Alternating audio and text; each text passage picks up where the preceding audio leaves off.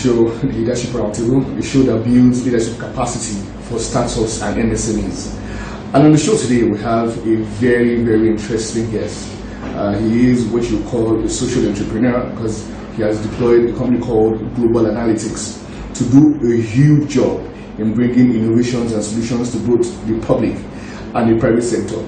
He's also a world-renowned economist and was a presidential candidate of one of the political parties at the 2019 general elections in Nigeria.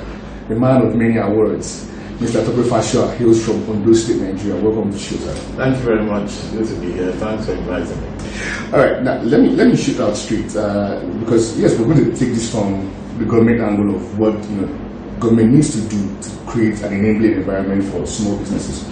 But you're also a businessman. Well, yeah, I mean, you could call yourself a social entrepreneur, but you're also a businessman. It takes a lot to also run that business. For you, what were the most important things that were challenges for you when you started out this journey? And could you let us into some of the things that helped you maneuver your way to build a successful business? Okay, well, I think I'm not sure I've been asked this kind of question by many people. It's very interesting. And maybe I'm not yet successful because it's something we have to keep working at day by day. I mean, because it takes me back into history. I left let me say that my entrepreneurship journey started before I even quit paid employment. I was working in banks then. Right. When we came to Abuja in 2001, myself and my wife, we decided to set up a boutique where she could manage. In those days, there wasn't much competition per se. The big money boys hadn't moved into town with their shops and so on. So everybody was in Lagos. Exactly. We had a place called Edgeware in Wuse. It was one of the best. And I used to travel a lot and also bring in stuff for her to sell and so on. And she would also travel very often. So, and I think the reason why I did that was because I was just kind of scared and tired that being in paid employment, I was just this guy who was always buying stuff from people. So this guy brings a shirt, he said, well, I don't have a green shirt, I don't have a pink shirt, let me buy one and all that. And I'm thinking, if one was going to be successful in life, you have to, at some point, reverse the tide by being able to bring in some of your own cash flow as well. In fact, when I was working in the banking sector, I agitated after a while to move from operations department or group to marketing because I was very much interested in how the money is made. I wasn't comfortable with just sitting down there doing some work in the back office and complaining that the salary is late and all of that, or the salary is not enough. I never, for one day, complained about my salary not being enough. Never, because I reminded myself that my father didn't own the bank. I was lucky to find a job. There were so many people who were out there looking for work and so on. So, but when I eventually dumped paid employment entirely, I went abroad, did my master's, came back and set up Global Analytics. In fact, it was set up in the UK because I knew I wasn't going back into paid employment and so on. It looked exciting in the beginning. And let me say this, some landmark, one or two events, when I was going to start, I knew what I wanted to do. What I studied for my master's is what I wanted to leverage upon. Some sort of financial market deepening for Nigeria. So I created this company, and I targeted the regulatory part of the financial market, which is central bank, SEC, and co. I remember dropping one of my well thought out, quote unquote, proposals in central bank, and after a few days, they said I should come and check back. When I got there, they said, well, sorry, the madam had jumped, the director had jumped the proposal and said it wasn't relevant to them. And I was leaving, central bank, and at some point I just felt, HR is on the 5th floor where they jumped the proposal. I had one friend on the 4th floor, which is banking supervision. Then let me just go to banking supervision and tell this guy that this thing didn't work. And as I got there, they said the guy had gone out on like a field walk, yes. And I said, okay, no problem. As I turned back, some guy said, So, which bank do you work? I said, well, I was dressed up like a banker, but I'm not a banker. Maybe lesson number one is good to dress. Good to dress well. Number one. Okay, so and I was leaving, and the guy said, I said, no, I used to work in banks, but not anymore. I said, okay. I said, are you a chartered accountant or something of that nature? I said, yes. He said, where did I do my accounting studies? I said, safe in Sulere in Lagos. The guy said, yes, we were in class together. Wow. So I don't know. So his name is Mustafa, absolutely from Niger State. And so I told him, well, bros, you see, I'm not very good with faces sometimes. You know, unlike some of the moguls I've worked with, Mike Adenuga, if he interviews you 25 years ago and he sees you today, remember you. I don't know how they do it. So they may do the same thing. I worked with these two gentlemen at some point, you know. I'm not very good, so maybe it means that I'm not going to be as rich as they are. I don't mind. Don't predict that yet. No, I don't even mind that. The kind of money they have is perhaps I was thinking about Dangote's money yesterday and the amount of stress he has to be under. I said, wow, are you sure I want to get that kind of money? But that said, Mustafa told me, he said, you know what, you know, I told him this is what I wanted. He said, no, forget those people, they don't know what they're talking about. We need this thing. Sit down and wait and let me go and pray and come back. It was around 1 p.m. Oh, really? Let me go and pray and come back, and then I will tell you how this thing works. And that was how I was able to get some confidence to continue my entrepreneurial journey. What it also says is that, look, you never know who's going to help you. And I remember around the same time I was in the banking sector in Lagos, which I felt that apart from my pursuit of the the regulatory guys here in Abuja, I needed to also reach out to some of these guys in the banking sector in Lagos, and I did, and I got some promises, but in no time I found out that those guys weren't picking my calls anymore. And it hurt me a lot. I would call, I would send texts, and you know, some of them were supposed to be friends, you know. So lesson number 3, don't depend on friends. You know, open your mind, and you never know where your help is going to come from. So basically, those are the things. So I think it's very important for business people. Look, entrepreneurship is one thing that people don't understand. That entrepreneurship gives you one message, very profound message, that you cannot afford to be a bigot, a bigot. Some people call it bigot. You cannot afford to discriminate against anybody. You have to keep an open mind to be able to accommodate everybody, because you never know where your break is going to come from. Well, oftentimes, those who know you think they know you. They've actually done it's not the lowest common multiple LCM of your life. Rather, but what they've done is they've actually done the net present value of your life. Right. You know, that formula you use to determine what that person can ever become in his life. Exactly. So, they've done it. They think they've seen in this guy. The net present value of Tope Fasua is 10 million naira. This guy is not of much value to me. Those who don't know you cannot calculate that net present value, as wrong as that net present value is. Right. And those are the people many times who are going to give you a break. Apart from that, there's a confidentiality aspect to it, because those who know you may want to discuss some confidential issues which you probably would rather not discuss with you. Right. So my brother is there, is the one sitting on that thing in that place. You don't know, maybe the guy is bent a bit, maybe there's something he demands from people, that's why he's able to do big man. Right. And he will never be able to tell you this, and he will never be able to give you the opportunity. So just keep an open mind. And I think that's the lesson number 1 for me in entrepreneurship. Okay, so you mentioned quite a number of things. You mentioned have an open mind, build your network, dress well, create value, never give up. Because if you just give up and you just let Central Bank, then who knows? Exactly. Who knows? Follow your heart, not necessarily, follow your instincts as well. The instinct, and perhaps if I hadn't been the grateful child, I wanted to tell my friends, his name is Joshua, I think, I wanted to tell him that, that thing we were working on in Rountable, I would have met Mustafa. Mustafa would not have told me to sit down and see what he could do for me and all of that. I wouldn't have got the confidence, Yeah. Okay, so one of the first things that you mentioned that I want to leverage on is this, and it's because we don't have that much here yet. We just heard some people pay about $200 million for a young startup in Nigeria called Paystack.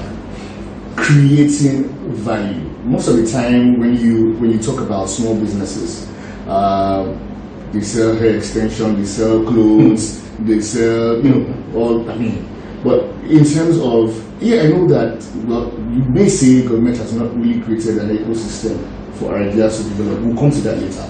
But in creating value, what are the things that you look at? What are the things that inspire you to create value? I mean, global analytics does a lot of innovation. What are the things that you look at that helps you create value and other people can replicate? It's simple, it's difficult. It's simple, it's difficult at the same time. It's as simple as looking around the environment to say, what is the problem that people have here and how can I solve it? All right, or what can I put together to solve the problem that people have here? I was reading something recently which is going to come, I'm sure it's going to come to me, which reinforced this, that most of the innovators abroad were people who just felt, look, they saw a problem. Sometimes before we saw the problem, they saw it. Right. In fact, Steve Wozniak, who was Steve Jobs' partner, just launched one new initiative now. I haven't read much on it, but I saw the article, I pulled it up. I'm always reading, I'm always learning about all those new things that's going on and so on. So it's as simple as understanding that people will always pay for value, number one, and usually, many times, people would also, what value do they pay for? The value that makes their life easier.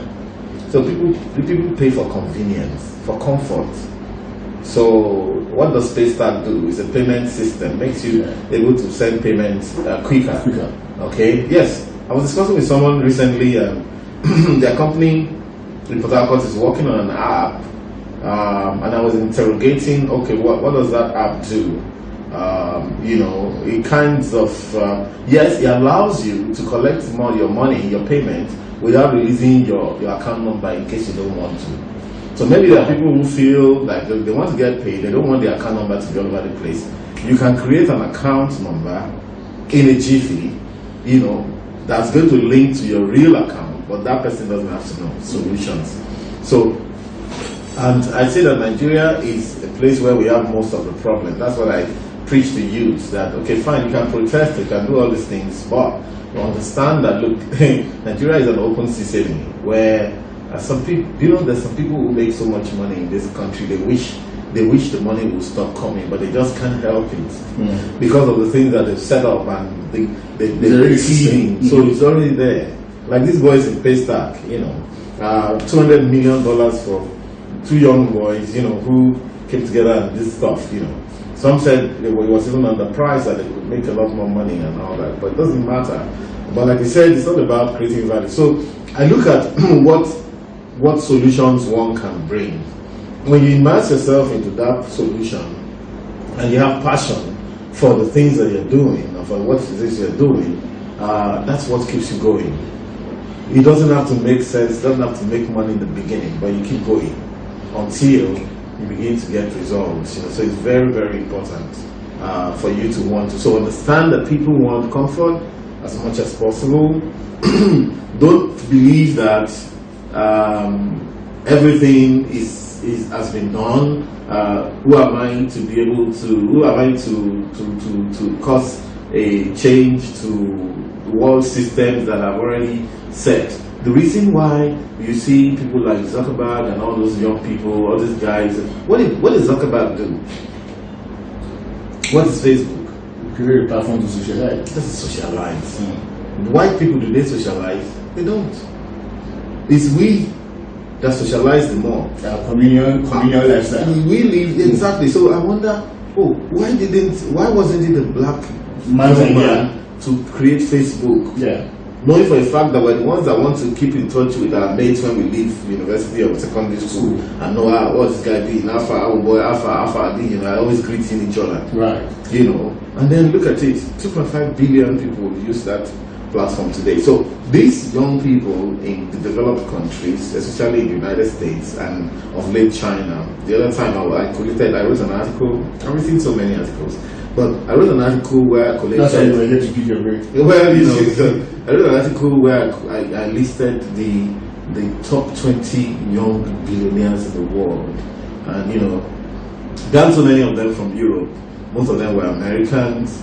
A few of them were Chinese now, not increasing number. A couple of them were Indians. There was none from Africa, except you want to count Elon Musk, who's now an American, South African, So, but even he's old now. You can't call it. We're talking about 20, 25 years old billionaires and so on. Yeah, so it's very interesting. So I think if we could have a mindset to solve problems. So see, one of the things I tell people is that there are two myths in life that's very, very mythical, if you must use that. But there are myths there because they are not true. One of them, which I try to emphasize, one of them is the one that says that opportunity comes but once. I lie. The opportunity comes so many times, but the problem is it cloaks itself as challenges. So you have to crack the challenge and stay on it until you get the value from that challenge, and that's the opportunity. So the more challenges you take on, perhaps the more opportunities you will get.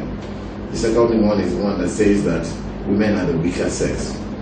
Women are only weak when it comes to carrying cement. In other things, they are stronger than men. So it was a perception in that regard, yes. Okay, well, I mean that's another one. That's a diversion. Well, I mean, but it's also a way to encourage women to say, look, no matter what it is we're talking about, entrepreneurship, about business, about whatever, you'll be shocked that a woman can do many of these things better than we can. Yeah. I mean, I've had the analogy that women are the neck, we're just the head. Exactly. The ones that determine how the head turns.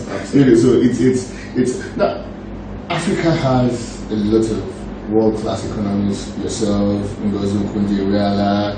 I mean, we can mention so many names, but I mean, the fact remains that either you like it or not, the informal sector is perhaps the only way that Africa gets out of poverty. I mean, India bequeathed to us in Nigeria the poverty capital of the world because it began a massive and aggressive investment in small businesses. How come all the world renowned economists are not telling our government that, look, the informal sector is the way to go?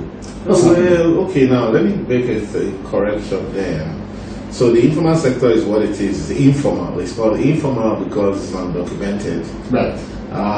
Every government in the world tries to pull their people up from informality to formality because they want your numbers. Yes. And they want your taxes. All right. So for as long as they say it's informal, that means that they don't want to pay taxes. And if they don't pay taxes, well, the GDP will not be well captured.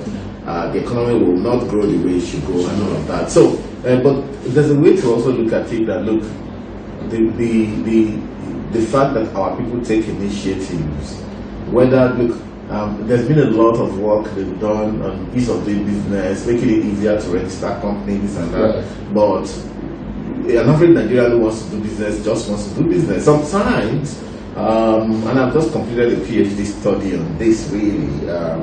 It's part of my dissertation, so I had to do a lot of research in this area. I found out that, well, in countries where things are really rough, where the economies aren't doing well, that's where you find the most entrepreneurs, people, incidences of entrepreneurship. I remember driving into Mina one morning with a British friend of mine, Duncan Hughes. We had a training with the central bank, and then that training took place in Mina. That was like 2009 or thereabouts. And as we drove into Mina around 9:30 in the morning, he saw, because I didn't, for me it was normal. But he had to exclaim because there were so many people pushing carts from the side streets onto the main road, on the right and left of the road as you go into Mina. People, the one with oranges, the one with, yam or whatever. Right. And he said to me, your people never wait for government before they help themselves. Right. Because in the UK, of course, they have their markets, a few markets here and there, but most people are actually working, if the most people depend on government to sort them out, or to point direction, or to, of course, the enabling environment is there because over time they have learned a lot of things about economy and they have built a system, so most people are able to find jobs. But here we know that the jobs aren't coming, so what to do? You have to sort yourself one way or the other, you know. So yes, what will make economies grow? I would rather disagree a bit with you. Perhaps it's not the informality, but the, you know, what I think we're trying to target is, you know how the government can help people's initiatives by creating the enabling environment. And what would that enabling environment be? In fact, the bigger issue with enabling environments now is actually the matter of consumption, consumptive power, if you like, what they call effective demand, in terms of even when you do this, how many people are able to get the money to purchase. I was doing an analysis this morning that talked about the sheer drop in purchasing power in Nigeria as a result of the COVID pandemic. And now we're in another recession.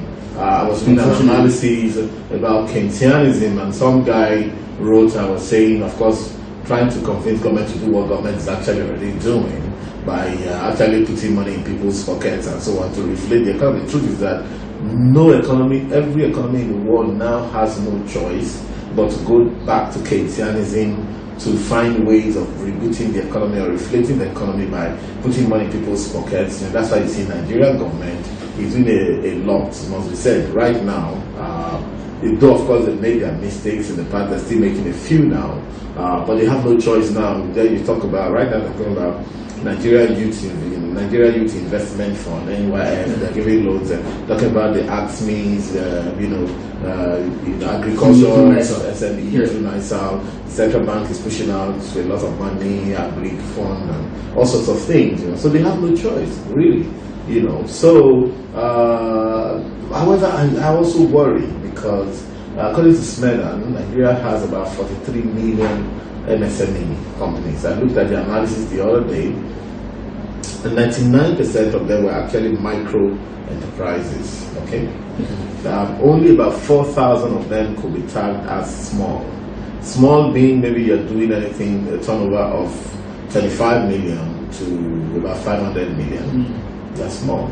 When you go into medium scale, you know, that's when you're talking about 500 million to 1 billion. Noting the fact that the naira is devaluing every day, so in dollar terms, all this money is not even much at the end of the day, you know. So yeah, it is what it is. I believe that my belief is that there are a few things that need to be done around that enabling environment, and you know, part of it may have to do with the provision of public goods.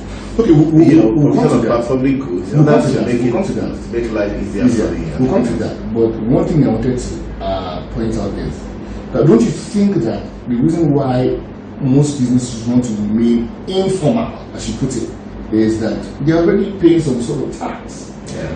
They generate electricity themselves by buying generators, fueling them. They probably have to come together and prepare the road to their market stalls. They probably have to contribute in the area to buy a transformer. So already, of some way, they are paying tax. And so we can then dovetail that into what you would then term enabling environments in terms of quick wins. Before we go to the bigger issues, which you wanted to go into, now I said, let's hold on. I mean, there are way bigger issues, yeah, but there are quick wins. What are those quick wins? Before we go to the even bigger issues, there are structural deficits already in society, which either we like it or not, government must invest in to make sure that the small business owner is at least trying to break even. You know, talkless of him then saying, okay, I want to pay tax. He's not motivated to pay tax. So what are those quick wins first? It's a chicken and egg issue, really. We're chicken and egg issue. So know what comes first. Should they pay taxes so that the government will find money to then do other things and make their lives easier, or should government make their lives easier before they pay taxes? I think many times the man on the street will choose the second, especially because he has been disappointed too often. Okay, so it's only recently we heard the government of the day, you know, sort of apologizing for not taking the right decisions in the past.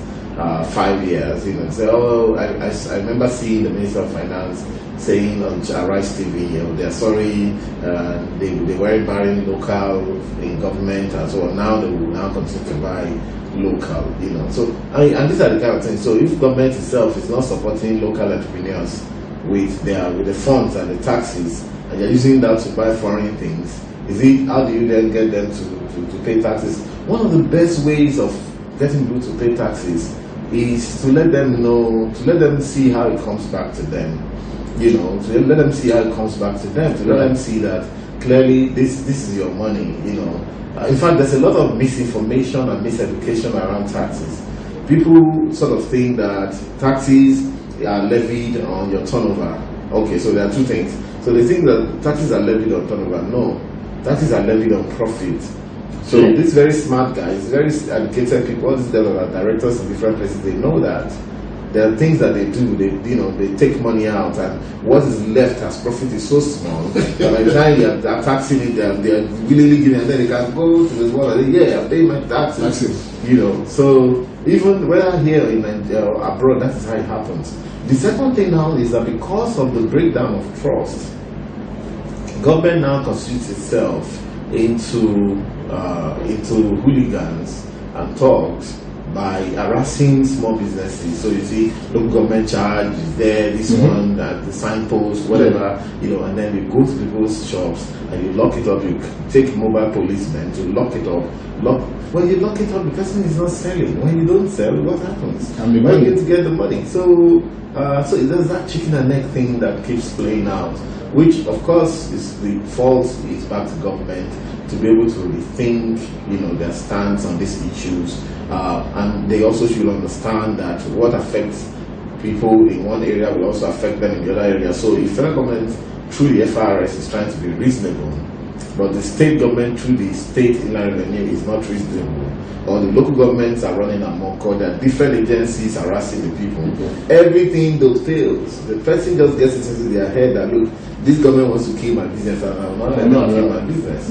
And even in doing that, what then happens is that it's busy running away from the taxman or the levy man, okay, at the expense of building its business. And so in time, the business actually dies. You see how the government kills the business. So the government must understand this and be able to, first of all, engage among themselves from one strata to the other. And let's have an idea of exactly what it is we want to achieve and what we want to do. If you have 43 million SMEs, MSMEs, what do you do with those numbers? What exactly are they doing? What are they selling? You mentioned a lot of people setting up like hair extension and all of that, you know, which is, at the end of the day, that's the kind of entrepreneurship that people do just to get by, just to run away from hunger and poverty, you know. But, you know, entrepreneurship has even been redefined. Entrepreneurship has been redefined, and I think one of the theoretical frameworks I worked with was to say, well, it's just Schumpeter's innovative theory of entrepreneurship, which believes that an entrepreneur must be innovative, he must be adding value, he must be creating new markets or innovating products or creating new products or, you know, moving into new frontiers or whatever. And that's by doing that the country's economy can grow. And that's what we should begin to think about now. Invariably, the entrepreneurship strategy we have adopted up till now has not quite worked. That's why you could see so many people, you know, just a few weeks ago on the streets looting whatever it is they do. Then you know that we have a problem on our hands. Yeah.